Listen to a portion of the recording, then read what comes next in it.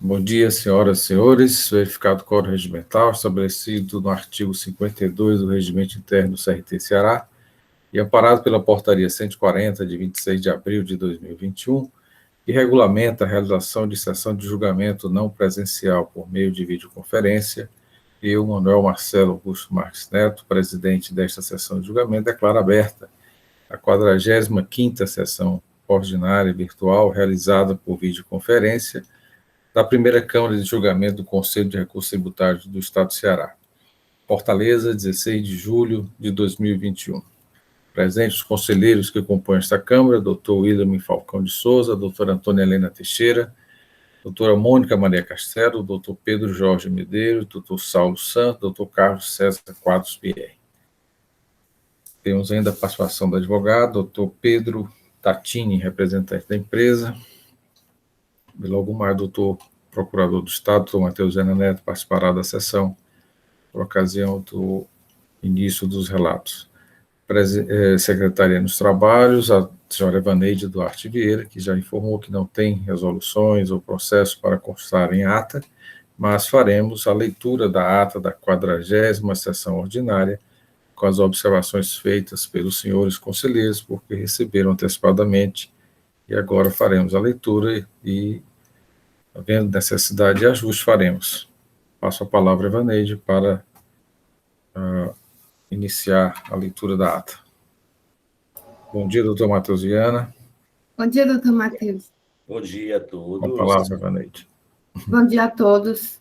Ata da 44ª sessão ordinária virtual, realizada por videoconferência, na primeira Câmara de Julgamento do Conselho de Recursos Tributários do Estado do Ceará, do ano 2021. Aos 15 dias do mês de julho do ano 2021, às 8 horas e 30 minutos, verificado por regimental, estabelecido no artigo 52 do Regulamento CRT-CE, amparado pela Portaria 140/2021, que regulamenta a realização de sessão de julgamento não presencial por meio de videoconferência, foi aberta a 44ª sessão ordinária virtual da primeira Câmara de Julgamento do Conselho de Recursos Tributários do Estado do Ceará, sob a presidente do Dr. Manuel Marcelo Augusto Marques Neto. Presentes à sessão, os conselheiros Antônia Helena Teixeira Gomes, Mônica Maria Castelo, José William Falcão de Souza, Carlos César Quadros Pierre, Pedro Jorge Medeiros e Saulo Gonçalves Santos. Presente à sessão, o seu procurador do Estado, Dr. Matheus Viana Neto. Iniciada a sessão, o presidente indagou os conselheiros se esses receberam a ata da 43ª sessão ordinária e a resolução referente ao processo da relatoria de Carlos César Quadros Pierre, de número 1062/2018, auto de infração 2017-23140, e se teriam correções a serem feitas. Não havendo sugestões de correção, a ata e a resolução foram aprovadas pelos membros da Câmara. Foram entregues os despachos para perícia referente aos processos de número 6788/2018 e 6789/2018, a relatoria de Carlos César Quadros Pierre, e os processos 6783/2018 e 6784/2018, a relatoria do Dr. Saulo Gonçalves Santos. Ordem do dia: processo de recurso número 820/2018, auto de infração 2018 00867, recorrente Conen e Companhia Limitada. Recorrido célula de julgamento de primeira instância. Conselheiro relator, Saulo Gonçalves Santos. Decisão: a primeira Câmara de Julgamento do Conselho de Recursos Tributários, após conhecer do recurso ordinário interposto, resolve, por unanimidade de votos, converter o curso do processo em realização de perícia, para verificar: 1. As notas fiscais 16 e 17, lançadas no levantamento quantitativo de estoque, referem-se a simples faturamento e se estão vinculadas às notas fiscais de número 12 e 13 do mesmo levantamento fiscal. 2. Caso a resposta seja afirmativa, excluí-las e elaborar um novo quadro totalizador, indicando a nova base de cálculo do auto de infração. 3. Intimar a empresa para indicar assistente técnico e apresentar outros documentos para elucidação da lide, conforme despacho a ser elaborado pelo conselheiro relator. O representante da douta Procuradoria-Geral do Estado manifestou-se favorável à realização do trabalho pericial. Presente a sessão para sustentação oral, o representante legal da parte, o advogado doutor José Damasceno Sampaio. Processo de recurso número 4684/2017, auto de infração 2017-10725, recorrente, célula de julgamento em primeira instância, recorrido MSC da Silva Moda Íntima. Conselheiro relator, Saulo Gonçalves Santos. Decisão: a primeira Câmara de Julgamento do Conselho de Recursos Tributários, após conhecer do reexame necessário interposto, resolve, por voto de desempate da presidência, dar provimento ao recurso para decidir pelo retorno à primeira instância, em conformidade com os termos do parecer da Célula de Assessoria Processual Tributária e voto do conselheiro José William Falcão de Souza, relator designado, por ter proferido o primeiro voto vencedor. Decisão contrária à manifestação oral em sessão do douto representante da Procuradoria-Geral do Estado, que se manifestou pela nulidade do auto de infração, nos termos do julgamento singular. Acompanharam o entendimento do douto procurador os conselheiros Saulo Gonçalves Santos, conselheiro relator, Pedro Jorge Medeiros e Carlos César Quadros Pierre. Presente a sessão para sustentação oral, a representante legal da parte, a advogada doutora Maíce Saraiva Nobre. Processo de recurso número 3526/2019, auto de infração 2019-09321, recorrente Bruno Emanuel dos Santos Venâncio, recorrido célula de julgamento em primeira instância. Conselheiro relator Pedro Jorge Medeiros. A decisão, de igual teor, valerá também para o processo de número 3527/2019, auto de infração 2019-09389, recorrente Hightex Tecidos e Malhas Eireli ME. Recorrido célula de julgamento de primeira instância. Conselheiro relator Pedro Jorge Medeiros. Decisão comum. A primeira Câmara de Julgamento do Conselho de Recursos Tributários, após conhecer do recurso ordinário interposto, resolve, por unanimidade de votos, negar provimento para confirmar a decisão proferida no julgamento monocrático e julgar procedente a acusação fiscal, nos termos do voto do conselheiro relator, em conformidade com os termos do parecer da Célula de Assessoria Processual Tributária, adotada em manifestação oral pelo representante da douta Procuradoria-Geral do Estado. Era isso, senhores. Senhores, alguma alteração a ser feita na ata que foi lida? Não tendo nenhuma alteração, considera-se aprovada.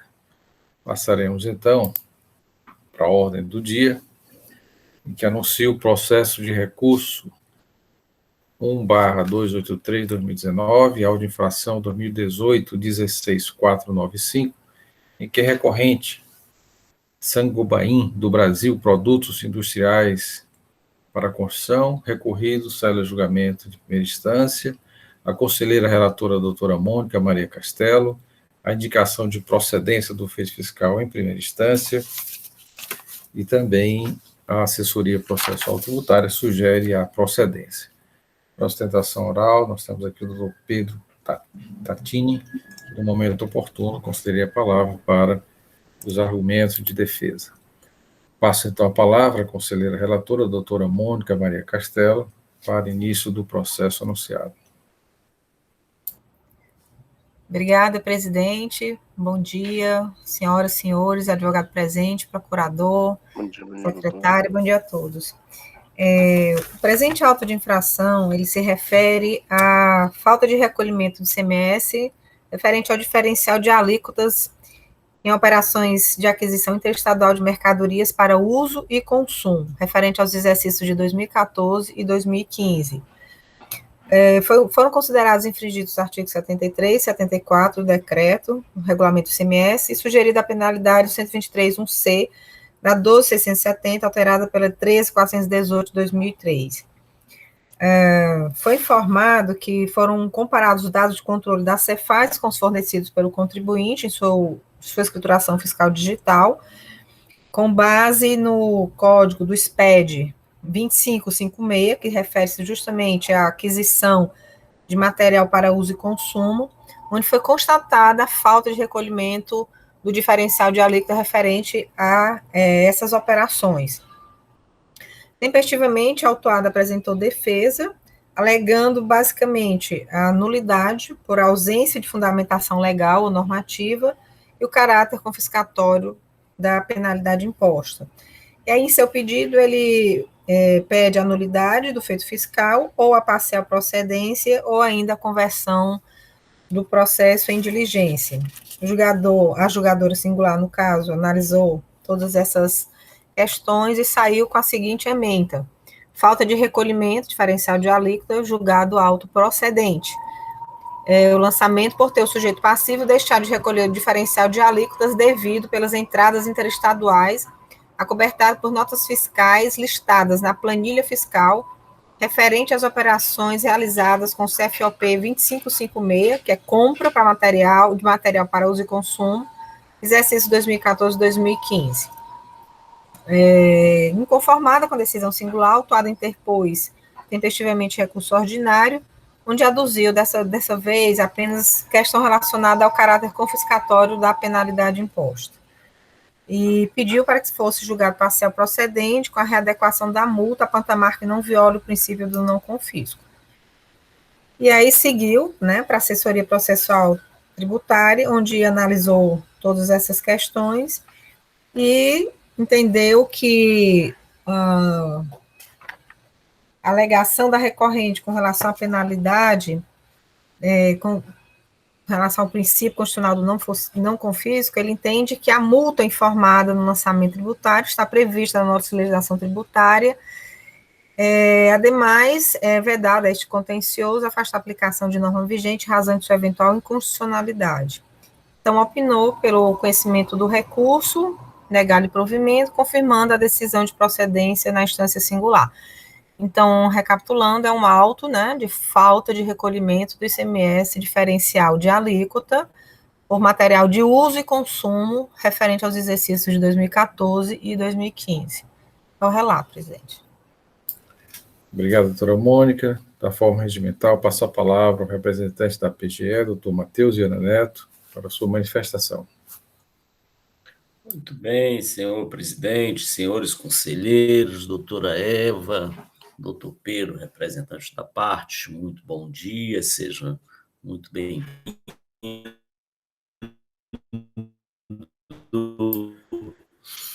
Nós temos uma questão que me parece até simples, mas talvez aí o doutor Pedro... Pois não, doutor Manoel? Está escutando? Houve uma pequena falha na transmissão da sua imagem, congelou. Talvez retirando a imagem, essa conexão melhore. Ok, vou retirar a imagem. Vamos lá. Escutando? Sim, agora está claro. Pronto. Como eu estava dizendo, esse lançamento do crédito tributário é uma infração simples, até bens adquiridos para uso e consumo, no qual, pelos contribuintes do ICMS, não há dúvida de que é devido o diferencial de alíquota. Diferente da discussão que se travou por conta da emenda constitucional 87 de 2015, nessa hipótese, o recolhimento diferencial de alíquota por contribuinte do ICMS, ele não há a menor dúvida da validade, da constitucionalidade da sua exigência, prevista em lei complementar, prevista nas leis estaduais e regulamentos. Então, quanto à questão de validade dessa cobrança, não há a menor dúvida no âmbito jurídico. O que se pode, de fato, ter havido algum erro e tal, quanto ao lançamento desse crédito tributário, porque o agente fiscal pegou os dados referentes ao SPED do contribuinte, verificou que o determinado código, aqueles códigos que são utilizados para o uso e consumo, calculou o ICMS devido, o diferencial de alíquota, verificou que havia diferença entre o que foi recolhido pelo contribuinte e o que seria devido, razão pela qual efetuou o lançamento. O contribuinte veio aos autos, a corrente fala da multa confiscatória, fala que não teria ocorrido a infração. Bem, esses são os argumentos assim, mais mas me parece que preponderantes do contribuinte. Talvez o doutor Pedro possa nos surpreender com outros argumentos, mas o que está nos autos nos parece que não é suficiente para afastar a acusação fiscal, razão pela qual, senhor presidente, caso o doutor Pedro não nos surpreenda com novas informações, a Procuradoria se manifesta pela procedência da acusação fiscal. É isso. Obrigado, doutor Matheus. Então, da forma regimental, passo a palavra ao doutor Pedro Lima, que é o representante da empresa, para manifestação oral. Obrigado, senhor presidente. Bom dia a todos. Eu peço desculpa, na verdade, houve um pequeno equívoco. Eu, na verdade, não vou fazer a sustentação oral. Eu vim acompanhar apenas o julgamento. Eu conversei com meu colega, o Márcio Generoso, quem é responsável por essa defesa. O pai dele faleceu recentemente, ele está tomando as providências, enfim, está socorrendo a mãe dele nesse momento. Ele pediu apenas que eu viesse acompanhar o resultado do julgamento. Eu peço desculpa não ter interrompido antes, senhor presidente, mas como eu não tinha palavra, eu também não queria cometer nenhum equívoco aqui, tá bom? Muito obrigado. Ok, doutor Pedro. Fique à vontade, é claro que, caso o senhor queira se manifestar, será concedida a oportunidade de algum esclarecimento. Processo em discussão, senhores. Alguma discussão? Não, assim, eu não sei, né, mas é um processo simples, né, onde realmente, na realidade, o contribuinte, ele, em nenhum momento ele disse que não ocorreu a infração, na realidade ele vai mais por essas questões, né, relacionadas a outros fatos, que não seja o mérito propriamente dito, né, então, assim, eu acho que a infração está bem consubstanciada, né, então, eu, assim, pelo processo todo, né, eu entendo que realmente deva ser confirmada a autuação, a falta de recolhimento do semestre diferencial de alíquota. Só lembrando, senhores, a questão da multa confiscatória, né, esse contencioso não tem a competência, artigo 48, parágrafo 2º, né, que é questão de matéria legal, e o pedido da parte praticamente resume essa questão da multa, né, e um pedido de redução. Mais alguma discussão, senhores, com relação ao processo? Não havendo, pergunto então à conselheira como vota. Voto por conhecer do recurso interposto, negar-lhe provimento para confirmar a decisão condenatória de instância singular, né, conforme julgamento singular, e também o parecer da assessoria, ratificado em sessão também pelo procurador do Estado. Algum voto em sentido contrário, senhores? Neste caso, a primeira Câmara de Julgamento, por decisão unânime, conhece do recurso, nega provimento para confirmar a procedência do feito fiscal nos termos do julgamento singular, assessoria processual tributária e manifestação do Procurador do Estado.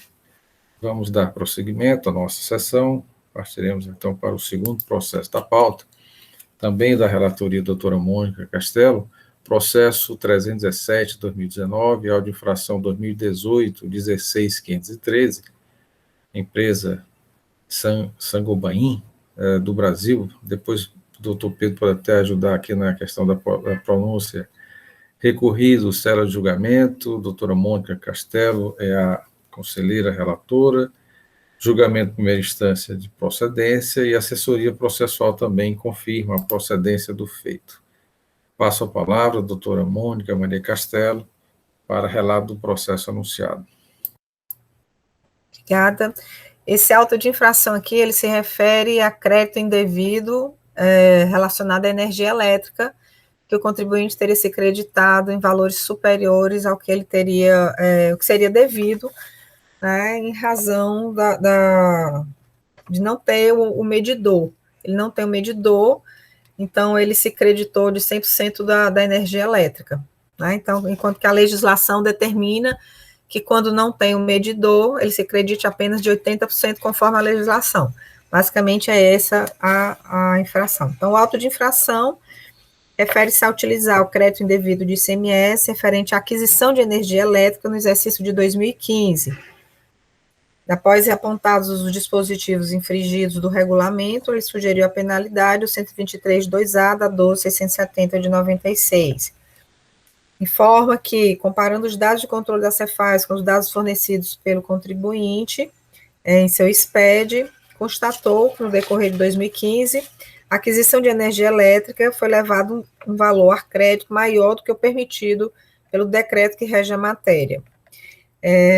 Autuado tempestivamente apresentou defesa, alegando a necessária observância ao princípio constitucional da não cumulatividade do ICMS, que o direito ao crédito é pleno, não podendo ser afastado senão por expressa previsão constitucional, que não foi verificado pela fiscalização que os créditos glosados referem-se ao ICMS legitimamente e regularmente apropriado pelo estabelecimento, oriundo de tributos incidentes de energia elétrica consumida em equipamentos vinculados ao processo industrial.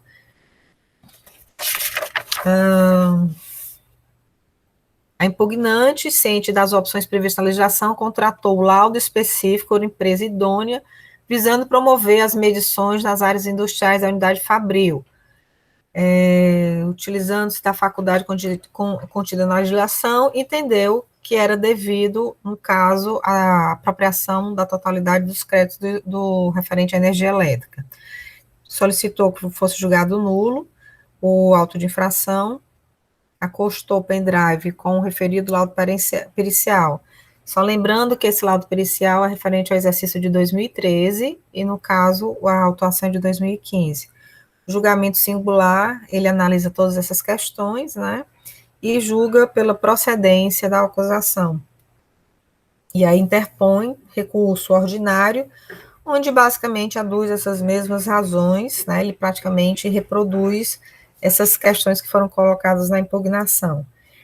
Então, o processo seguiu para a assessoria processual tributária, onde ela analisou todas essas questões, verificou, constatou também que o laudo técnico refere-se a 2013, constatou que realmente o contribuinte ele não possui o medidor e que houve apropriação integral dos créditos referentes à energia elétrica, razão pela qual, né, entendeu também pela procedência da acusação fiscal. Sugestão pela procedência da acusação fiscal.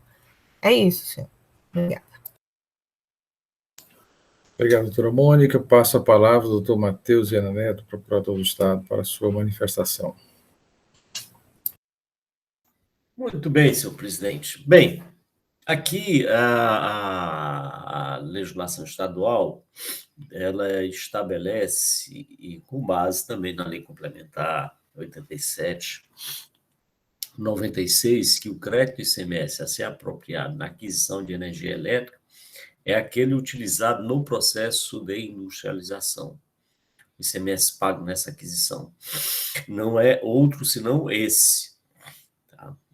Tanto isso é verdade que, inclusive, o Supremo Tribunal Federal, ao se manifestar sobre a aquisição de energia elétrica por estabelecimentos comerciais, no caso do supermercado, por exemplo, ele entendeu que esses estabelecimentos não teriam direito ao crédito ICMS referente ao ICMS pago na aquisição de energia elétrica, porque não era utilizado como insumo no processo industrial. Então, a energia elétrica desses estabelecimentos, ou seja, supermercado, etc., era considerado consumo e não insumo no processo de industrialização.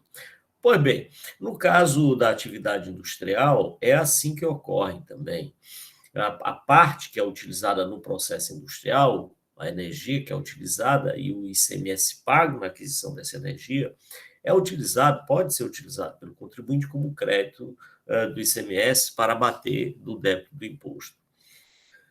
Mas aquela parte utilizada na área administrativa não pode ser utilizada. Tendo em vista as dificuldades até de implementação inicial dessa diferença, porque a empresa teria que ter dois medidores, um para a área industrial e outro para a área administrativa, de modo que separasse o consumo. Isso não é muito comum, as empresas normalmente não fazem essa separação. E a nossa legislação, então, previu que, na hipótese de não ser realizada essa separação física com medidores autônomos, então a empresa poderia acreditar-se do ICMS pago na aquisição de energia elétrica correspondente a 80% do 80% do valor desse ICMS. É assim que diz o nosso regulamento. Na hipótese deste artigo, que trata do crédito ICMS da energia elétrica, o sujeito passivo poderá acreditar-se no ICMS mediante uma das alternativas abaixo. Montante integral, quando o sujeito do integral que foi consumido no processo industrial, quando ele dispuser de equipamento que faça medição própria específica para a área industrial. Ou seja, tudo que for apropriado na área industrial e havendo medidor para isso, ele terá, induvidosamente, não precisava nem dizer, mas a legislação deixa isso muito claro, ele poderá acreditar-se do imposto. No entanto, se ele não dispuser de medidor separando, ele poderá, então, acreditar-se de 80% do valor do imposto devido destacado no documento fiscal de aquisição de energia elétrica, independentemente da comprovação do efetivo emprego da energia elétrica no processo industrial. É essa a norma que trata. Pois bem, no presente caso, o contribuinte não dispõe de uma separação de medidores separando. Então, ele cairia, ou ele cai, na regra do artigo 60, parágrafo 19, inciso 2 do nosso regulamento. Ou seja, ele teria direito a 80%. Mas ele, e aí é que está uma pequena dúvida que eu acabei ficando, e a relatora talvez possa esclarecer, ele creditou-se de 100% da energia elétrica ou creditou-se do valor indicado no laudo pericial de 85,14%, doutora Mônica? Essa informação você... Eu fiquei em dúvida se ele creditou-se do valor integral, e eu não consegui identificar isso, da energia elétrica. Matheus, o que eu entendi aqui, porque tem na página 55 do recurso, que fala o seguinte, a recorrente ciente das opções previstas na legislação contratou laudo específico, das medições realizadas pela empresa contratada, foi possível atestar que o consumo médio da unidade fabril em sua totalidade por exemplo, 13, um exemplo, né? Sim. Ou seja, ficaria 85%, 14. Para a área produtiva e 14% da área administrativa, segundo o laudo, né? Esse laudo, que vale salientar que foi um laudo de 2013. Então, assim, é isso, o que ele colocou que seria isso. Ok, bem, mas a questão a ser discutida no presente caso quando a legislação estabelece, e eu vou ler de novo para os senhores a norma, quando ela estabelece que ele poderá, se ele não tem medidor, poderá acreditar-se de 80% do valor do imposto devido, destacado no documento fiscal de aquisição, independentemente de comprovação do efetivo emprego da energia elétrica adquirida. Veja, a ideia que passa é que ele, sem medidor, ele necessariamente teria, isso é interpretação rápida, ele só poderia se creditar, estaria limitado a 80% do valor destacado nos documentos fiscais, e não de 100%. Mas há um detalhe aqui, né? Isso independentemente de comprovação do efetivo emprego da energia elétrica adquirida. Ou seja, na hipótese, e aí a norma não limita isso, na hipótese dele comprovar, de alguma forma, que o consumo da energia elétrica no processo industrial foi aquele que ele se apropriou, esse critério dos 80%, ele não é aplicável, ele deixa de ser aplicável, prevalecendo o que efetivamente comprovou. A questão é, esse laudo pericial que foi apresentado, e como já apontado pela doutora Mônica, que foi produzido em 2003, ele é válido hoje ou em 2015, que é a data do período autuado, ele valeria para aquele período de 2015? Ele comprovaria esse consumo? Houve modificação? Essa é a questão a ser discutida no presente auto de infração. Ou seja, esse laudo pericial é válido ou é inválido? Bem, se ele for considerado válido, é claro que aí teria que verificar, daí a minha pergunta também, que eu fiz à conselheira relatora, a apropriação do crédito de energia elétrica foi de 100%, porque aí a diferença haveria, ainda que ele tivesse direito de apropriar-se a 85%, ainda remanesceria uma diferença de 85% para 100%. Ou, na verdade, ele apropriou-se só de 85%, e é essa diferença de 80 para 85, ou seja, de 5, pontos percentuais que está sendo cobrado. Bem, mas o fato é que, como premissa para a discussão desse processo, me parece que é a validade ou não desse laudo pericial. Será que ele seria válido até a data de 2015, que, apesar de ter sido produzido? Eu estive olhando o laudo pericial e me parece que ele preenche, assim, os requisitos. Foram analisados no laudo pericial, isso está lá na página, deixa eu ver aqui, isso a gente verifica aqui, em que ele identifica, o engenheiro, ele identifica aqui a demanda por quilowatt em cada mês, e identifica a hora do ponto, o consumo na hora da ponta e fora da ponta, e aí, então, para ele chegar àquela conclusão dos percentuais.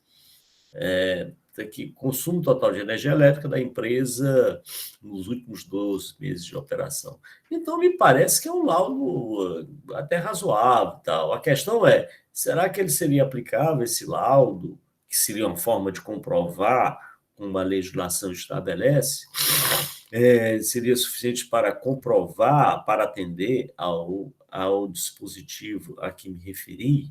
Ou seja, ele seria suficiente para comprovar o efetivo emprego da energia elétrica no processo industrial em 2013? Eu gostaria, senhor presidente, de escutar a manifestação aqui dos colegas em relação a isso, dos conselheiros, para depois fazer uma manifestação conclusiva a respeito da matéria.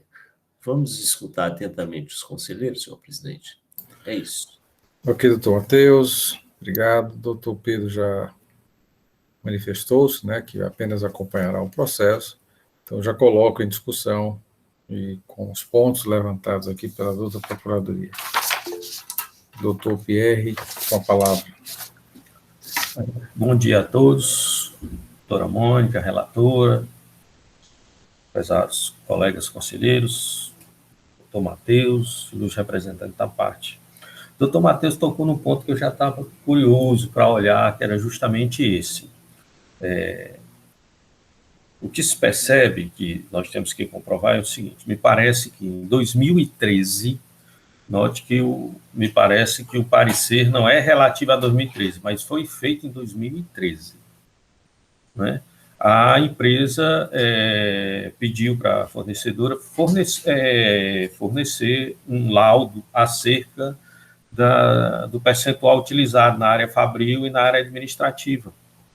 Em 2013 foi feito esse laudo. A partir daí, ele passou a se creditar neste percentual. Me parece, né, eu estou olhando aqui a tabela nesse momento, mas parei de olhar aqui. Então, me parece que a sequência é essa. A empresa pediu o laudo constatou que 85 e um quebrado seria da área fabril, e ele passou a se creditar disso aí. A fiscalização chegou e disse, não, sem o medidor próprio é 80. E glosou, nesse caso, essa diferença de 4 ponto alguma coisa, quase 5%. Eu acho que, possivelmente assim, eu vou verificar agora aqui, tem que verificar na planilha da fiscalização, até por causa dos valores, que eu estou achando muito baixos, né? A unidade fabril, a energia, estou achando muito baixo. Possivelmente essa é a diferença. Aí a doutora Mônica tem que nos confirmar se é isso ou se ele se creditou de 100% da conta. Mas me parece, pelo que eu estou vendo aqui, que ele se creditou de 85, 84 em quebrado, de acordo com o laudo que ele providenciou em 2013. Neste caso, eu entendo, sim, o laudo, se assim for, nessa sistemática que eu estou falando, como laudo comprova, certo? Dentro das normas da BNT, ele comprovaria o consumo de energia na área fabril e daria, sim, direito ao crédito. O laudo, nós não estamos discutindo um laudo que foi feito agora com relação a 2013, certo? Não se refere ao ano, mas um laudo anterior, feito anteriormente para verificar o consumo. Se presume, por óbvio, eu entendo, né, que esse percentual vá se manter no decorrer. É muito difícil uma área administrativa, pelo menos penso eu, né, que sofra um aumento exorbitante na sua conta de energia, em termos percentuais. Eu acredito que isso a tendência a ser mantida, né?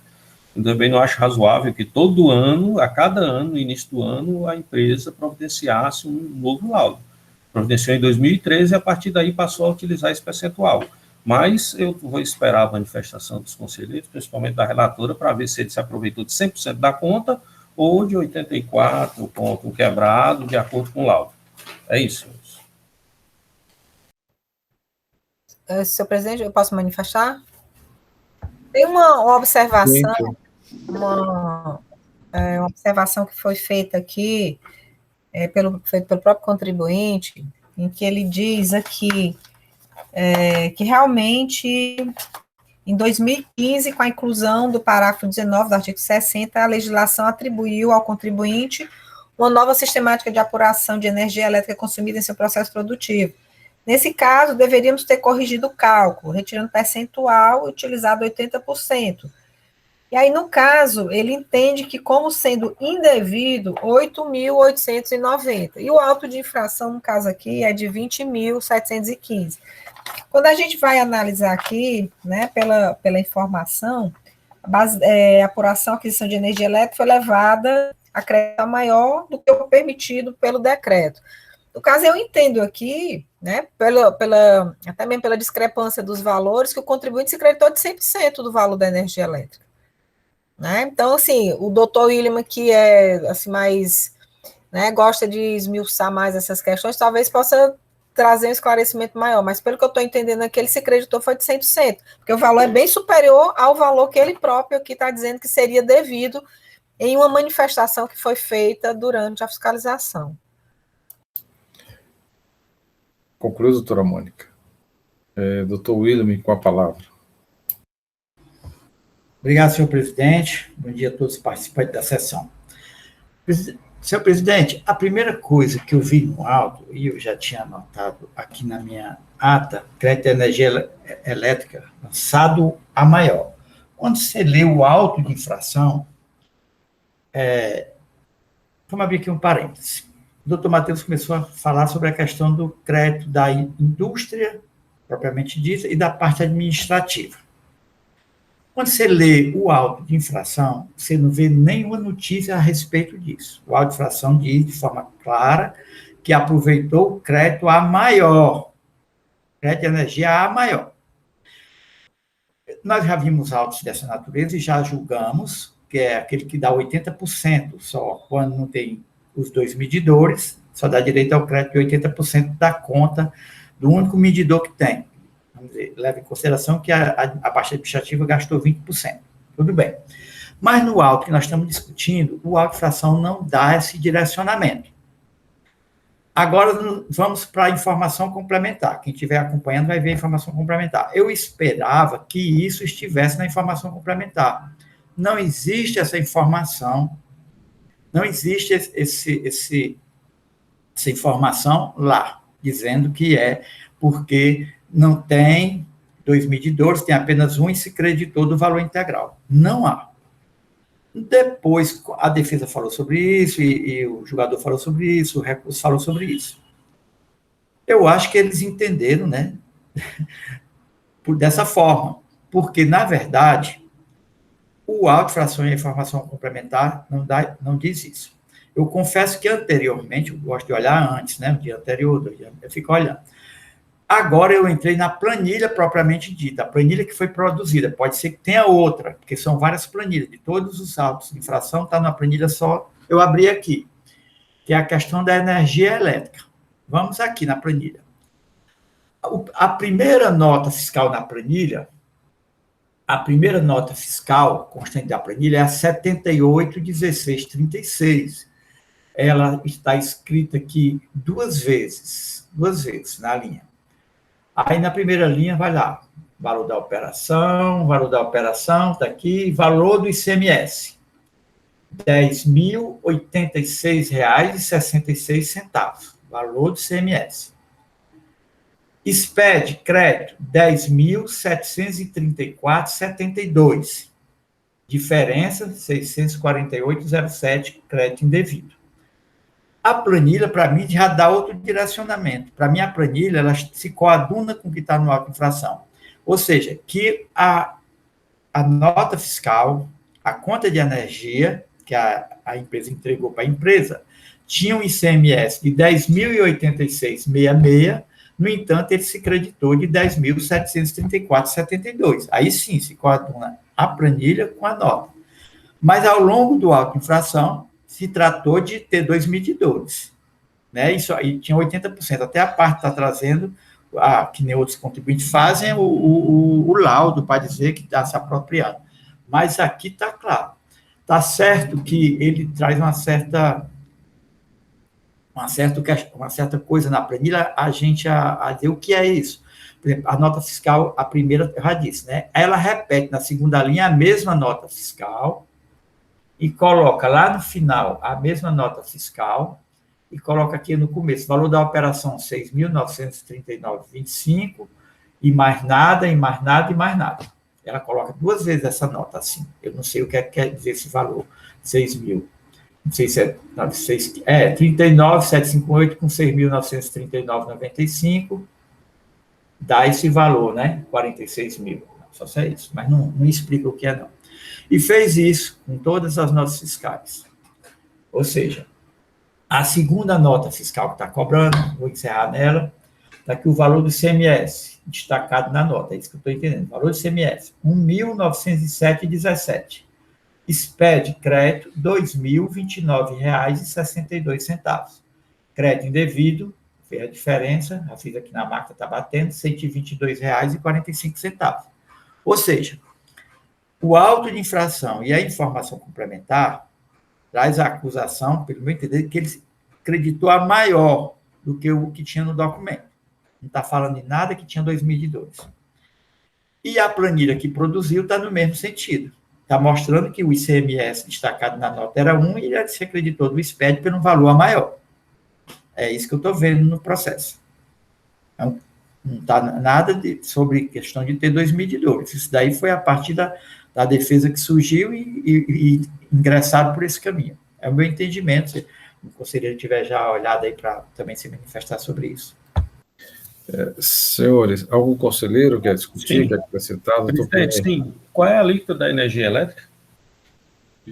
E qual a página aí, doutor William? Está no CD, presidente, presidente, doutor Matheus. Eu estou olhando justamente essa planilha, eu estou observando tudo aqui. Está no CD. Qual é a alíquota da energia? Que não tem na planilha? É a 27, né? É 25 mais os 2% do FECOP, né? Dá os 27. Eu já fiz os cálculos aqui para ver se ele tinha calculado aqui o ICMS, os 80%, para ver se o creditamento maior foi em cima de 80% ou não, mas realmente o fiscal, ele coloca o valor da base de cálculo e calcula 27% e chega ao valor de 10.086, confere, e no SPED foi transmitido 10.734. Então, eu entendo que a observação do Dr. Williams é perfeitamente pertinente, né? Que realmente o auto de infração não se trata da questão da questão dos medidores. Ele tratou mesmo, me parece que ele podia ter glosado até mais, né? Ele entendeu como crédito indevido, além dos 27% do ICMS. Agora, aqui nós temos uma questão que eu não sei como nós poderíamos enfrentar, pelo menos eu tenho uma sugestão.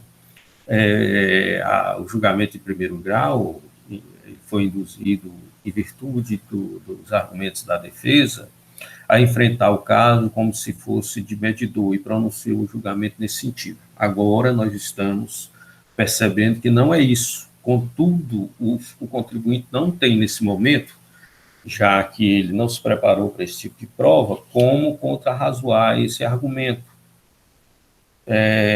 Com a devida vênia, eu entendo que, embora o julgador de primeiro grau tenha sido levado ao erro, mas ele pronunciou um julgamento distinto, com matéria distinta da autuação. Então, eu proponho o retorno ao do julgamento a primeiro grau, para que ele possa enfrentar realmente a matéria de mérito pertinente, o que dará, inclusive, ao contribuinte oportunidade de, em seu recurso, se for o caso, anexar as provas pertinentes, né, como as contas de energia, que não constam aqui, né, para contradizer, se ele tiver elementos, a afirmação do fiscal, porque agora ele não vai ter essa oportunidade. E o julgador de primeiro grau, ele enfrentou as questões trazidas pelo contribuinte, sim, mas ele não enfrentou a questão do lançamento. Caberia a ele esclarecer que não se trata da questão de medidor, e sim que se aproveitou mais do que a conta de energia dispunha, e o contribuinte, em seu recurso, poderia contradizer essa informação e esse julgamento. No entanto, agora ele não tem mais como produzir essas provas ou contradizer. É isso. Senhores, eu queria só destacar, se a doutora Mônica também pudesse ler o artigo 60, no parágrafo 19. Primeiro, posso estar até equivocado, mas a condição do crédito é o medidor, em caso contrário, o percentual de 80%. Essa questão do laudo técnico, assim, primeiro teríamos que destacar, vai ser utilizado como critério o laudo técnico, porque, assim, eu acho que teria que, antes dessa decisão, verificar se o laudo técnico que vai prevalecer da empresa apresentada... Presidente, pelo que eu estou vendo, a autuação independe da questão de laudo técnico. O que nós estamos entendendo aqui é que a nota fiscal 100% daria um crédito, por exemplo, no primeiro mês de 10.086.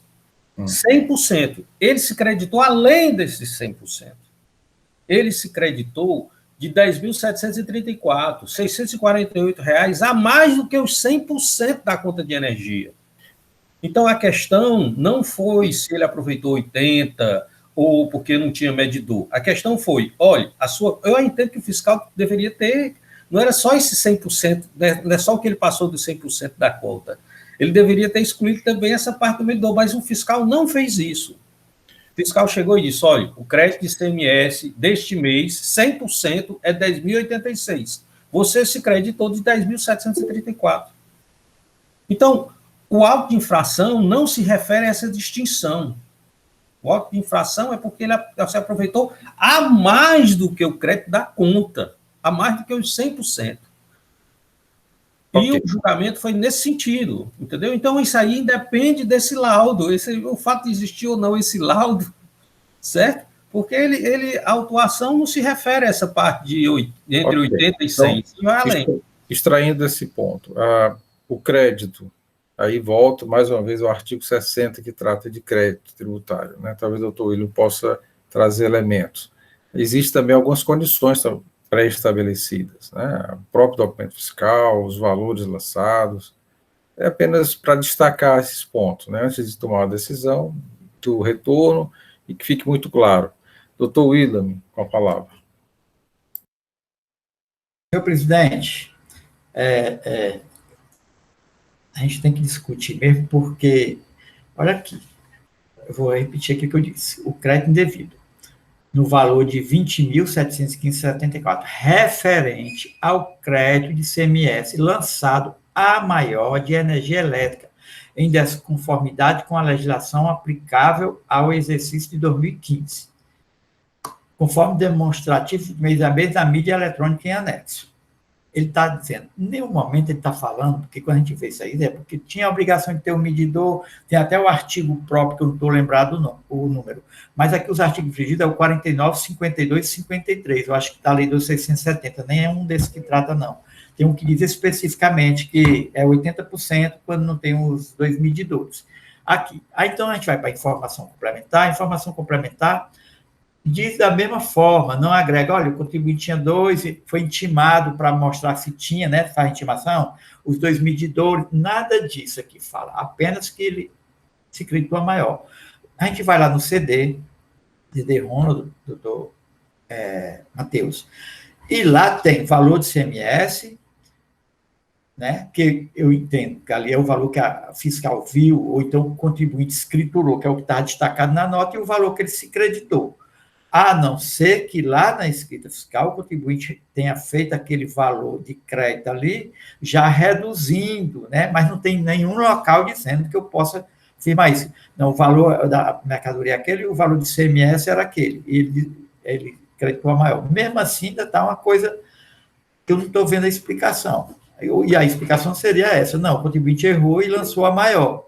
Mas nada ligado a ter medidor ou não ter medidor. O problema é esse. E a gente... Ok, então qual a proposta, objetivamente? Retornar eu aos acho que autos tem que averiguar isso, saber o processo que o doutor Pierre já explanou aí muito bem, eu não sei dizer assim da forma que ele disse, mas, assim, foi julgado em desconformidade com a infração registrada no auto de infração. Isso daí eu entendo. Entendi. Então, tem que voltar para ele rever esse julgamento. Ok. Eu não tive acesso aos CDs, né, como vocês estão fazendo, estão olhando, verificando. Apenas para esclarecer, porque a defesa, ou pelo menos o julgamento, o parecer foram no sentido, né, de medidor, mas antes de decidir se é 80, 85, o medidor, é importante verificar se o lançamento, a consistência do crédito, né, lançado, e também uma nova apreciação pelo julgador. Pelo menos parece-me que é isso. Doutor Pierre, com a palavra. Apenas para esclarecer, presidente, que o fiscal ele teve cuidado de colocar nota por nota o valor da operação e o valor do ICMS. Então, eu fui fazer o cálculo, é muito simples, né? Qual foi o valor do ICMS que ele botou? Foi 100%, 27% de toda a operação. Então, ele calculou esse ICMS total, ele não calculou 80%, ele calculou quanto seria o ICMS dessa operação? 100%, 10.086. Quanto o contribuinte se creditou? 10.734. Ele se creditou de 112%. Entendeu? Então, aí é que está a chave, ou seja, o contribuinte, para que se defender disso aí, ele tem que chegar e dizer, não, olha, rapaz, a operação não foi essa. Não, o cálculo do ICMS não é esse, não me aproveitei disso. Não tem coisa alguma a ver com a questão da área administrativa ou industrial. O lançamento foi até benéfico nesse sentido. O contribuinte, ele não percebeu esse alcance na defesa. O julgador de primeiro grau, como não percebeu, também julgou assim. Agora nós iríamos julgar, certo? Coisas que não foram julgadas anteriormente, nem foram defendidas. Então, por isso que o meu entendimento deve ser para o retorno, para que se julgue a matéria realmente que está posta nos autos, e o contribuinte, se for o caso, possa ofertar recurso com que ele entender pertinente. É só isso. Ok, obrigado, esclareceu. Para mim não estava muito claro, agora está. Doutor Matheus Viana, quer fazer algum comentário? Não, senhor presidente, esse raciocínio desenvolvido pelo doutor Pierre está certíssimo, tem que retornar. Se houve a utilização de uma premissa equivocada no julgamento, ainda que o julgador tenha sido induzido pela defesa, que foi proposta pelo recorrente, ainda assim, a premissa utilizada, eu estava olhando também aqui o CD, estava olhando agora, realmente a ideia que passa no CD, nessa planilha, é que houve um aproveitamento indevido, ou seja, ele tinha direito ao crédito, ainda que tivesse direito ao crédito 100%, ele lançou 100 e poucos %. não é nem a discussão entre o que foi utilizado no processo industrial e o que foi consumido na área administrativa. Foi que ele efetivamente se creditou, lançou um valor maior. Por qual razão aconteceu isso? Quer dizer, essa discussão passou ao largo, não foi discutida nem pela defesa, nem pelo julgador e nem a consultoria também não identificou isso. É a razão pela qual tem que retornar. Não há como, ainda que sejam os valores que não são significativos, mas o julgamento tem que ser correto, tem que partir da premissa correta. A razão pela qual a Procuradoria entende, sim, que deva ser anulado o julgamento, retornado à primeira instância para que seja proferido um novo julgamento, inclusive com abertura, evidentemente, de prazo para que a empresa possa se manifestar sobre essa questão. É isso, senhor presidente. Obrigado, doutor Matheus. Doutora Mônica Castelo, relatora, como vota? Eu também entendo dessa forma, senhor presidente. Eu acho que, como a questão, né, passou realmente despercebida, né, não foi analisada propriamente dito ato de infração, acho que seria interessante realmente o retorno para o novo julgamento, para que seja analisada a questão que foi fulcral, né, que é o motivo da infração, né, do auto de infração. Então, pelo retorno. Algum voto em sentido contrário, senhores? Então, esta Câmara, por decisão unânime, conhece do recurso, dá provimento para modificar a decisão de procedência da primeira instância e retornar o processo para a nova apreciação, considerando, né, essa questão do lançamento do crédito tributário, os valores, um melhor esclarecimento com relação ao valor lançado no auto de infração. Vamos dar prosseguimento à nossa sessão. Temos mais 2 processos da empresa e da relatoria doutora Helena. Antes da sessão, como perguntei a ela, se poderiam ser apreciados em conjunto, considerando que trata-se de levantamento de estoque, né, omissão de entrada e omissão de saída. Anuncio, então, os processos de número 164/2019, auto de infração 2018-16-560, e o processo de número 171/2019, auto de infração 2018-16-561, em que é recorrente cédula de julgamento de primeira instância e Sangobain do Brasil, recorrido. A decisão de primeira instância foi de nulidade e o julgador de primeira instância, aliás, o julgador de primeira instância, nulidade. O assessor processual tributário sugere o retorno à primeira instância. Passo a palavra à conselheira relatora para relato dos processos anunciados. Bom dia a todos, senhor presidente, Evaneide secretária, senhores conselheiros, doutor Pedro aqui presente, representante da parte, procurador do Estado, doutor Matheus. Senhor presidente, me permita, eu disse que poderia ser julgado em conjunto, mas, assim, existem os argumentos num processo que não tem no outro, certo? Okay. E tem um argumento que tem no primeiro processo que é comum ao segundo. Então, assim, eu preferia realmente relatar de forma separada, embora eu possa, no segundo processo, fazer um relato mais objetivo e mais célere por conta das discussões que já vão ser travadas no primeiro processo, ok? Ok, fica à vontade. Pronto, então vamos lá. O processo de número 560 trata de omissão de entradas, né? Segundo informações aqui, o relato da infração, o agente do fisco diz que por meio do levantamento de estoque, que foi feito somente em relação às mercadorias adquiridas para comercialização. Por meio desse levantamento, ele constatou uma omissão de entradas no valor de 10.556.069. Nas informações complementares, ele reforça aqui as informações constantes na peça da autuação principal, dizendo que foi realizado um levantamento de estoque de mercadoria, tão somente os produtos adquiridos para revenda, nos códigos CFOP 1102, 202, 5152, 5102, 5403, 5102, 6152, 6403 e inventários, que utilizando o aplicativo Auditor Fiscal Cearense, no qual ficou evidenciado uma omissão de entradas no exercício de 2014 e no valor de tanto, e 2015 no valor de tanto. Bom, a empresa, irresignada com a autuação, entra com uma impugnação, onde ela argumenta os seguintes pontos. Primeiro, ela já começa pedindo aqui uma diligência para que se analise se os produtos descritos pela fiscalização não se referem a entradas decorrentes de seu seu processo produtivo, que a unidade da autuação é eminentemente fabril e recebe produtos de outras unidades da impugnante, porém, majoritariamente produtora das mercadorias objetos da fiscalização. Que a informação na peça de acusação de que as quantidades informadas estão divergentes com as informações contidas na FD é vaga e imprecisa, alega aqui um cerceamento ao direito de defesa. Que não houve a infração apontada, o que aconteceu foi que existem alguns equívocos no trabalho da fiscalização quando da apuração dos dados extraídos no seu SPED.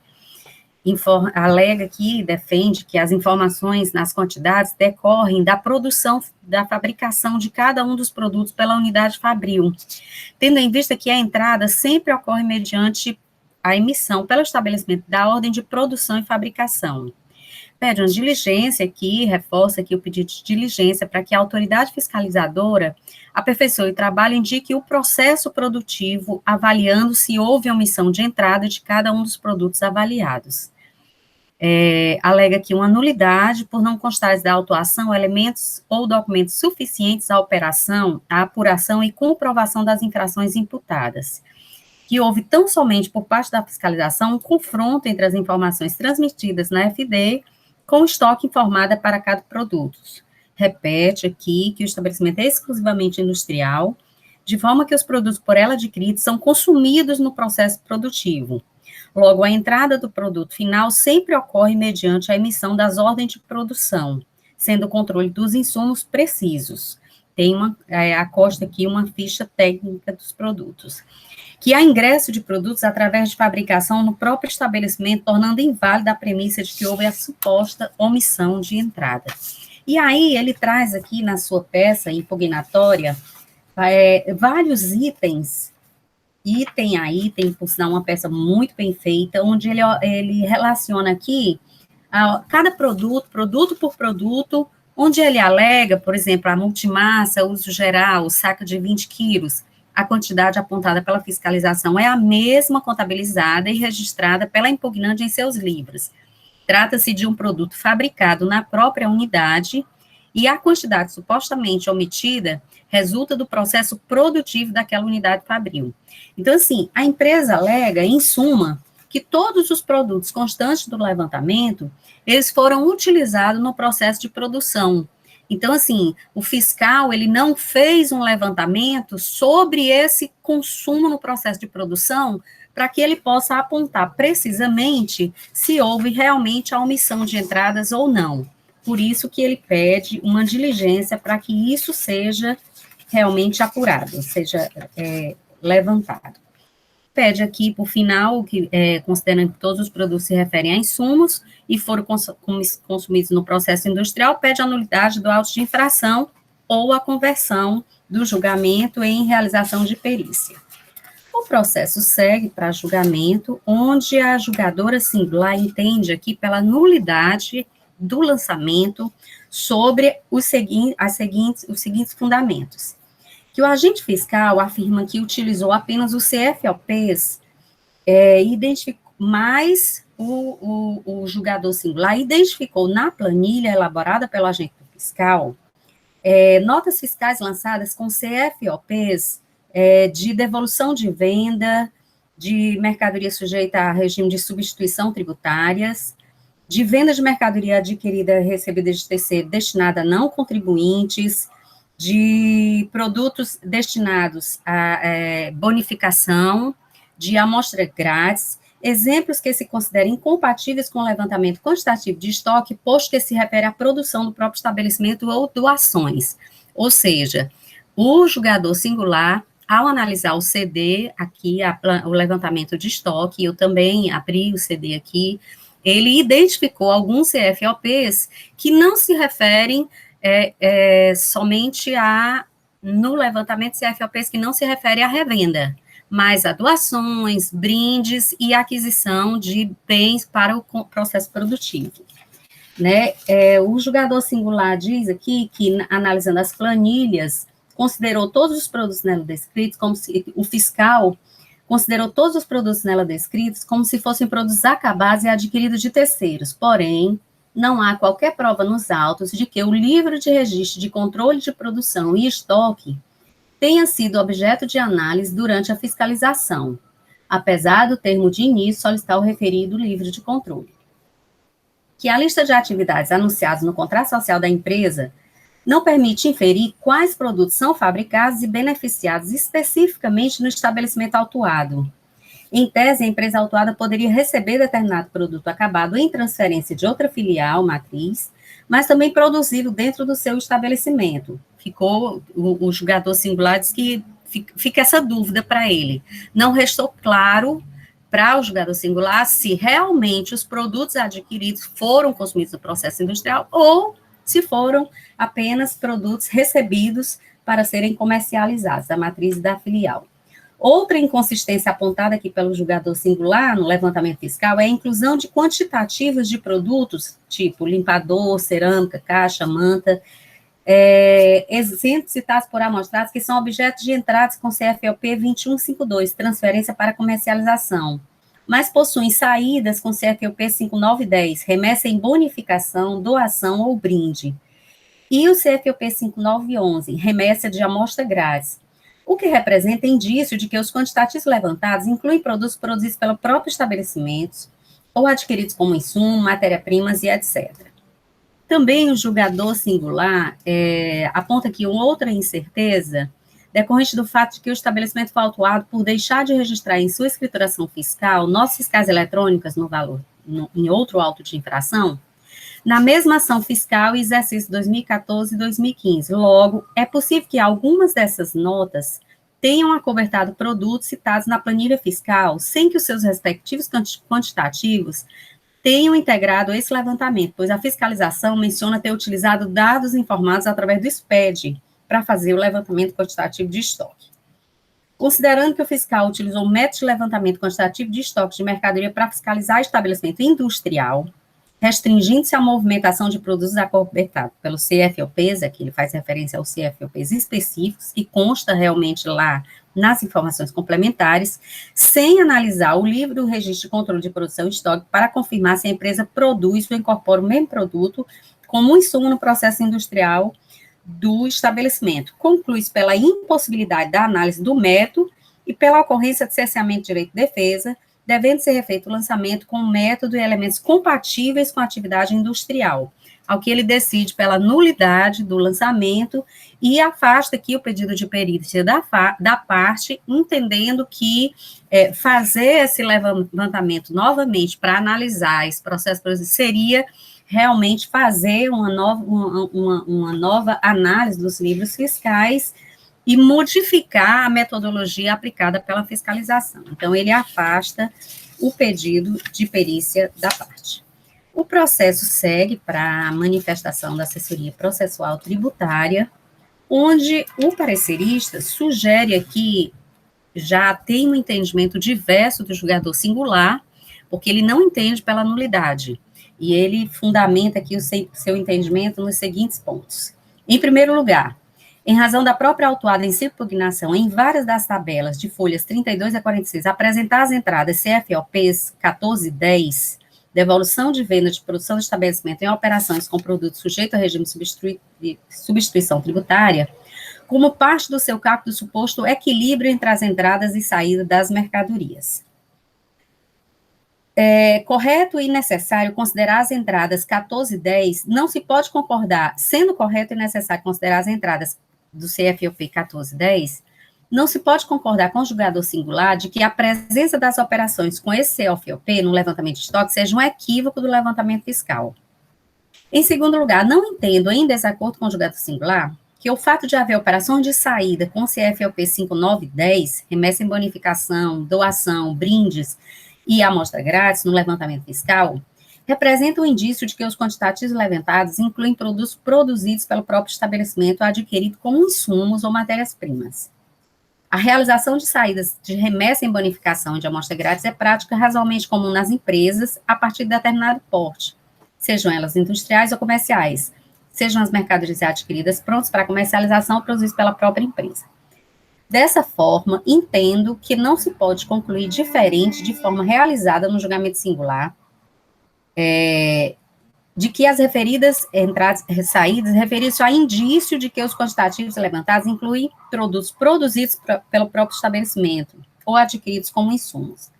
Não há indício nesse sentido. Na verdade, o indício é de que se trata de mercadorias recebidas para comercialização, tendo em vista que nos exemplos apresentados no julgamento de piso, as entradas foram registradas pela própria autuada, sob o CFOP 2152, transferência para comercialização. Ele diz aqui também que o fato de ter sido lavrado na mesma ação fiscal... Doutora, estamos sem o som. Desculpa. Ele entende aqui que o fato de ter sido lavrado na mesma ação fiscal um outro auto de infração não denigre a presente autuação. No caso, em tela, boa técnica de levantamento de estoque define que devem ser também considerados documentos fiscais não registrados na FD. A presunção é de que a técnica foi aplicada de maneira correta.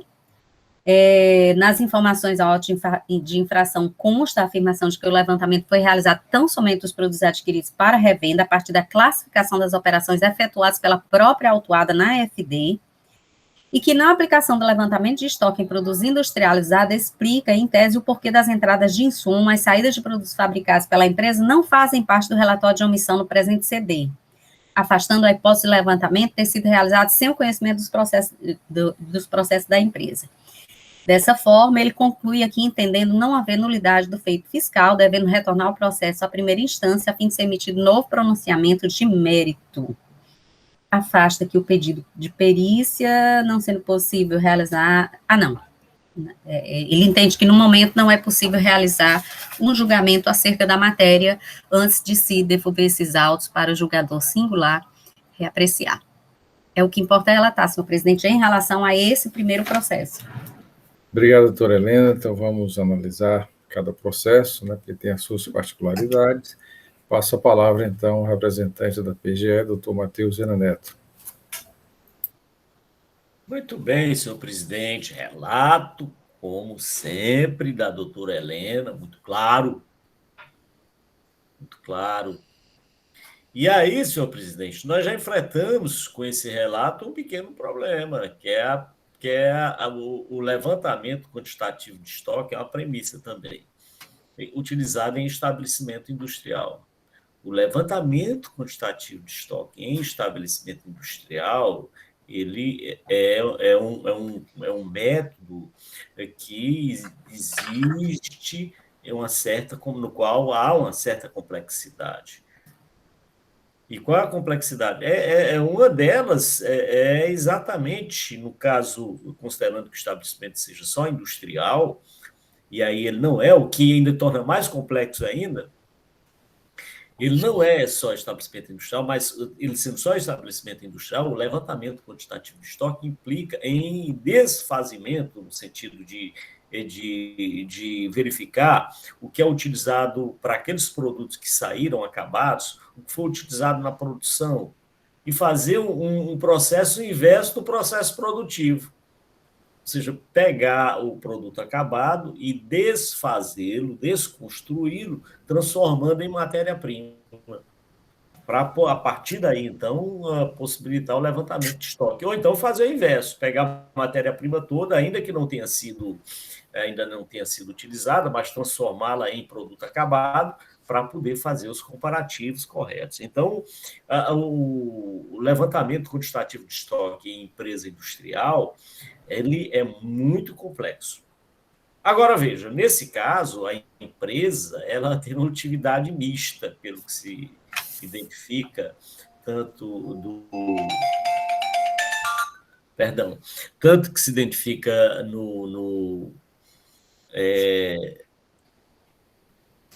na infração apontada no levantamento feito pelo agente fiscal, quanto no próprio contrato da empresa, que significa que ela tem atividade mista, ela adquire produtos industrializados já para comercialização, e esses mesmos produtos industrializados que ela adquire, ela também os produz. e utiliza, inclusive, a embalagem que ela adquire para o seu processo industrial, utiliza embalagem também no processo desses produtos que ela recebe. Ou seja, há necessidade de que esse levantamento seja feito de forma muito criteriosa. E o julgador singular, e aqui nos parece bastante interessante, quando ele faz esse julgamento, ele mostra, ele identifica que, apesar do agente fiscal afirmar que utilizou apenas os CFOPs referentes à aquisição de mercadoria, ele diz aqui claramente o julgador singular. Identificou-se outros CFOPs, Código Fiscal de Operações, na planilha elaborada pelo agente fiscal.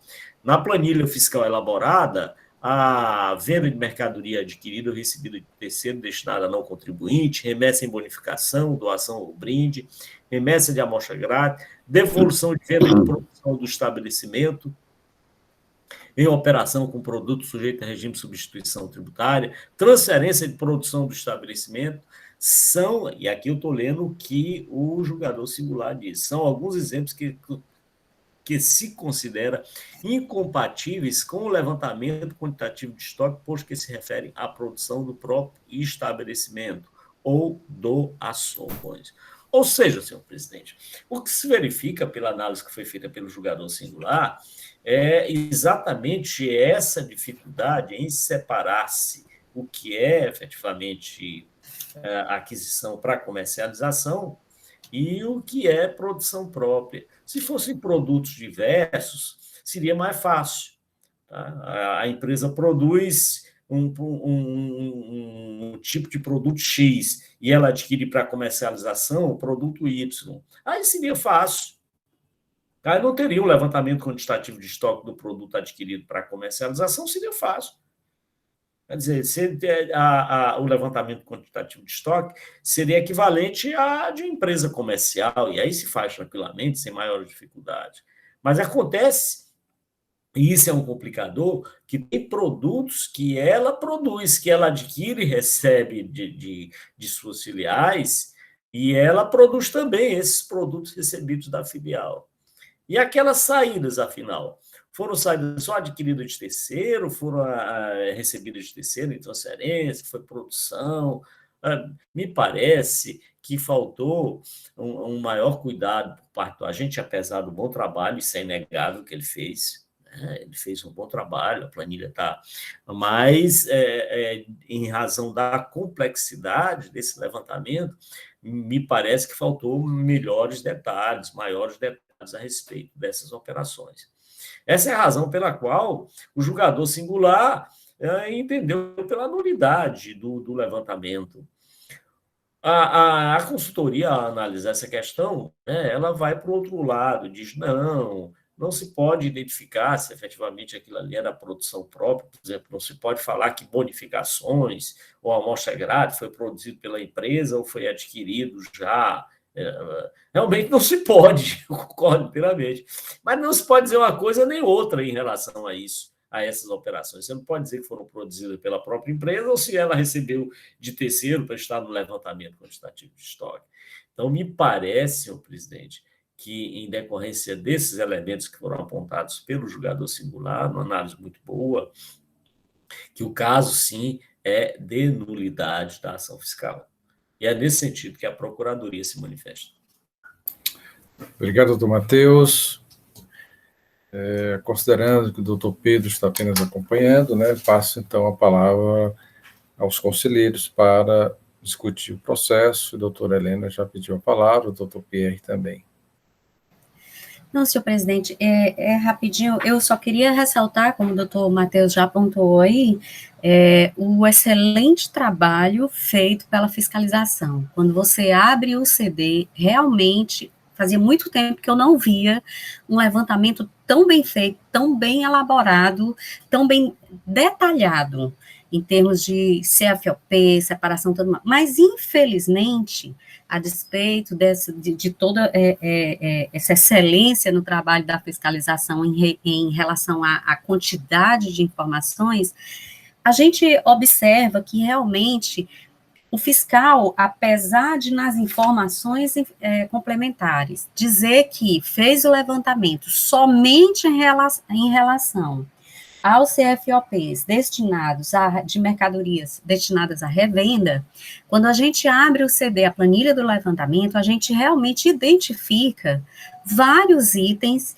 que não são de produtos destinados à comercialização, a exemplo das remessas, bonificação, amostra grátis e tudo mais. E também chama a atenção aqui que é uma empresa que trabalha, conforme o doutor Matheus disse, tanto com industrialização como comercialização.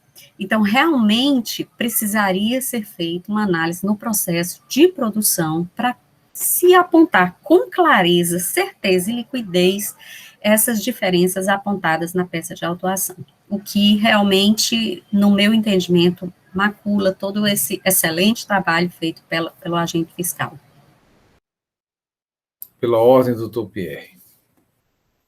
Muito obrigado, senhor presidente. Havia me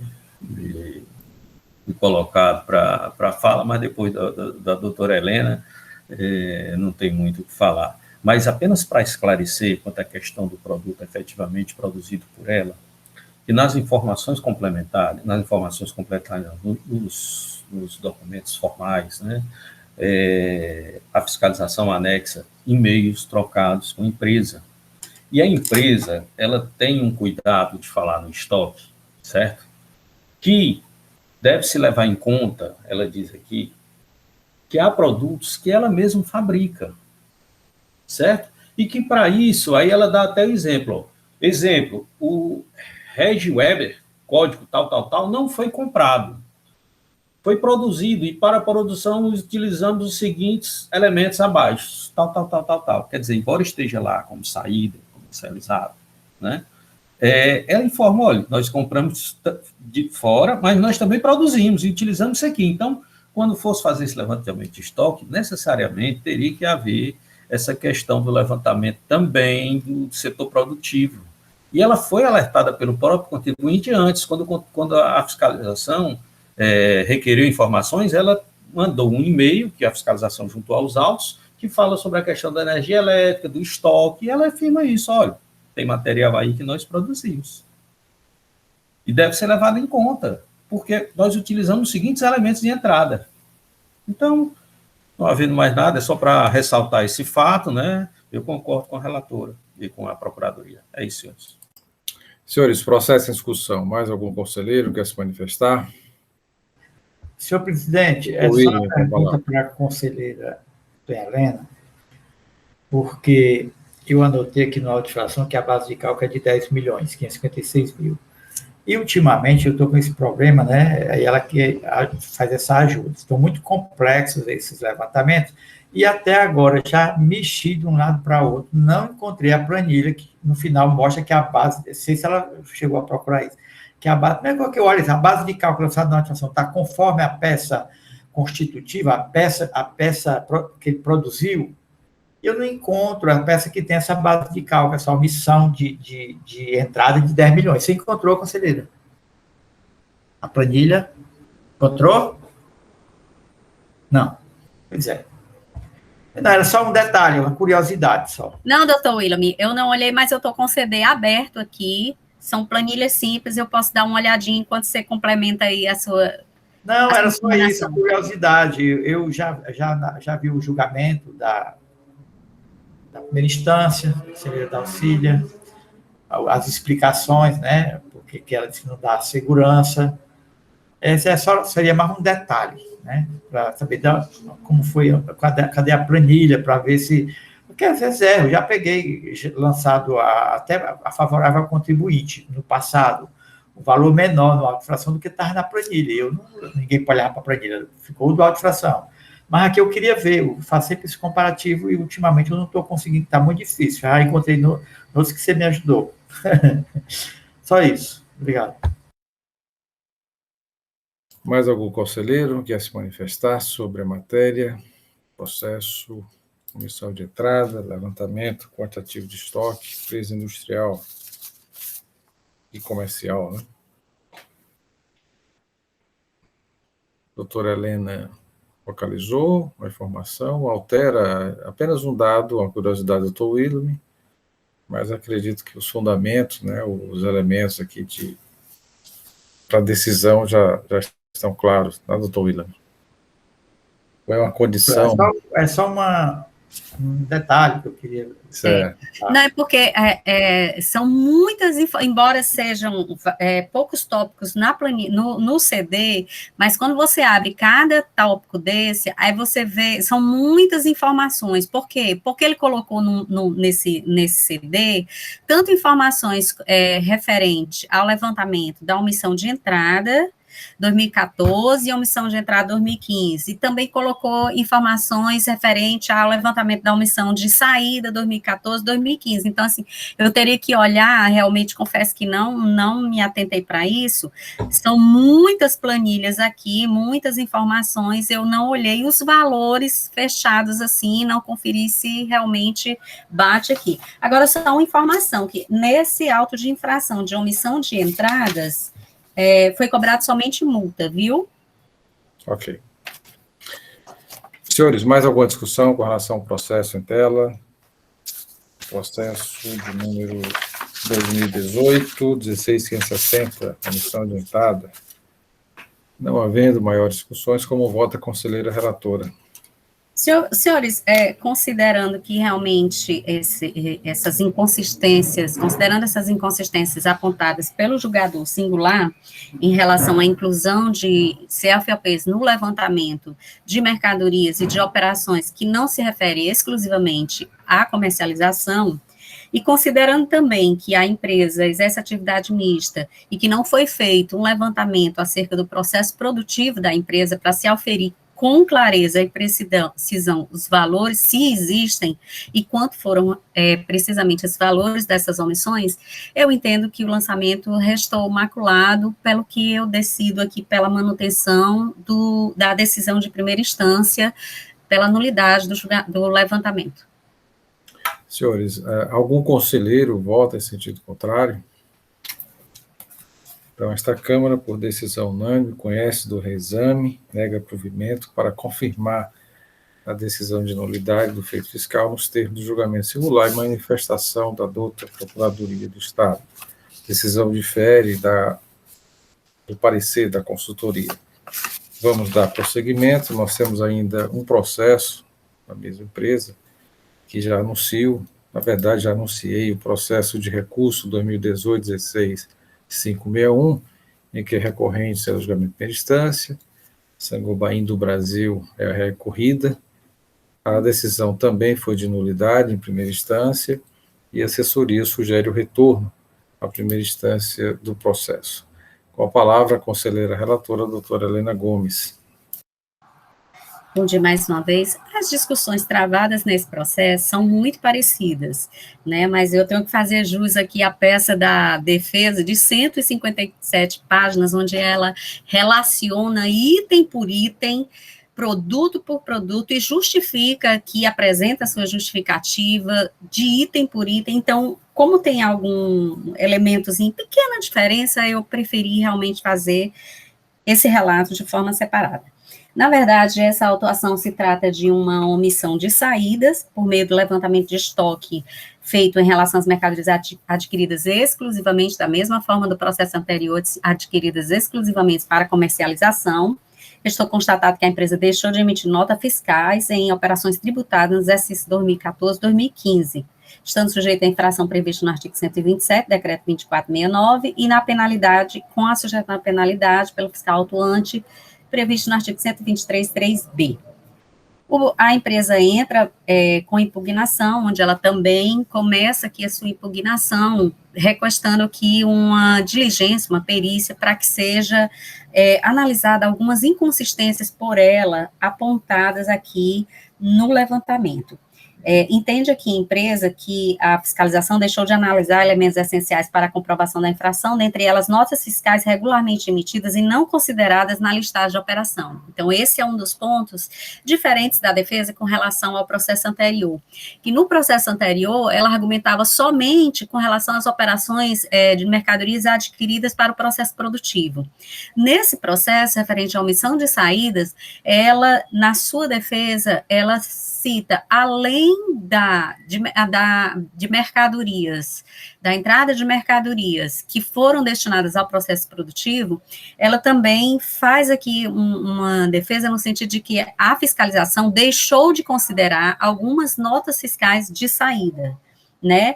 Então, ela aponta que as quantidades informadas estão divergentes com as informações contidas na escrituração fiscal digital, que há equívoco quanto à apuração dos dados extraídos do SPED, que deve ser feita uma análise correta na totalidade das notas fiscais emitidas pelo contribuinte. Esse aqui é outro ponto que ela também defende, porque ela diz que o levantamento foi feito apenas com relação às informações constantes do SPED, e ela entende aqui que também o fiscal deveria ter solicitado todas as notas fiscais da empresa para analisar todas as operações. Pede aqui uma nulidade, considerando que não consta da autuação elementos ou suficientes à apuração e comprovação da infração. Diligência, aí aqui, senhor presidente, eu vou ser bem sucinta, embora a peça, conforme eu disse, seja bem extensa, mas é porque ela relaciona item por item, produto por produto. Mas, assim, resumidamente, os argumentos dela são no sentido de que as diferenças apontadas decorrem do fato de que a fiscalização não considerou algumas notas fiscais de saída, e ela cita aqui essas notas fiscais, que a fiscalização não analisou os documentos fiscais da empresa e que a fiscalização inseriu no levantamento produtos que não se destinavam à comercialização, mas ao consumo, ao processo produtivo. O processo segue para o julgamento singular, eu estou tentando ser bem sucinta, porque é um pouco repetitivo, onde o julgador singular também diz que entende pela nulidade, da mesma forma do processo anterior, entendendo que, ao analisar a planilha, ela identificou aqui CFOPs que não se referem única e exclusivamente à comercialização, como referente a transferências, bonificações, brindes, vendas de mercadoria adquiridas para terceiro destinada a consumo, a consumo final e tudo mais. Identificou que há notas fiscais lançadas em CFOPs de amostra grátis, devolução de venda de produção, e que se consideram incompatíveis com o levantamento quantitativo de estoque, posto que se refere à produção do próprio estabelecimento de doações. Que o levantamento considerou todos os produtos descritos constantes na EFD e no ato da ação fiscal constatou produtos apontados serem de produção própria. Que a atividade desenvolvida da empresa, que repete, outra inconsistência, inclusão de quantitativos de produtos que são objeto de transferência para comercialização, mas que possuem saídas com CFOP de remessa em bonificação. Que a empresa foi autuada por deixar de registrar na sua RFD notas fiscais eletrônicas, mas na mesma ação fiscal, no exercício, é possível que algumas notas fiscais tenham acobertado produtos citados na planilha fiscal, sem que seus respectivas quantidades tenham integrado o seu levantamento, pois a fiscalização menciona ter utilizado dados informados no SPED para fazer o levantamento quantitativo de estoque. Então, ele entende aqui que a metodologia utilizada pela fiscalização para o levantamento quantitativo de estoque restringiu-se à movimentação dos produtos acobertados por tais CFOP, sem analisar o livro de registro de controle de produção e estoque para confirmar se a empresa produz e incorpora os mesmos produtos como insumo. Que entendeu aqui que a metodologia contém inconsistências que impedem auferir o mínimo de certeza e liquidez ao crédito tributário lançado e conhecer a exata quantificação dos produtos omitidos. Entende, ao final, pela nulidade do lançamento, pela impossibilidade de análise do mérito, essencialmente direito de defesa da parte. E também indefere aqui o pedido da perícia por considerar que seria ter que fazer um novo lançamento e ter que fazer um novo lançamento e alterar a metodologia. O processo segue para a assessoria processual tributária, que vai no mesmo sentido, se manifesta também pelo retorno dos autos ao julgamento de instância singular, nos mesmos termos, no mesmo sentido do processo anterior. Porque ele entende que não, o fato de ter CFOPs de bonificação, isso não significa que não houve a omissão de saída, que discorda com o julgador singular, pelo fato de haver operações de saída de CFOP remessa de bonificação, isso não macula o levantamento fiscal, que a realização de saídas em remessa de bonificação e amostra grátis é prática comum pelas empresas, não se pode concluir diferente da forma realizada do julgamento que as referidas saídas representam indício de que os quantitativos levantados incluem produtos produzidos pelo próprio estabelecimento, e entende aqui que não há nenhuma nulidade no levantamento fiscal, devendo o processo retornar para o julgamento singular. É o que importa relatar, senhor presidente. A única diferença aí é a inclusão de notas fiscais de saída que a empresa aponta aqui que a fiscalização não considerou. Os outros argumentos são os mesmos com relação à destinação das mercadorias para processo produtivo, o que realmente não foi feito um levantamento nesse sentido em relação à produção, né? Obrigado, doutora Helena. Da forma regimental, doutor Matheus Viana, representante da PGE, para a sua manifestação.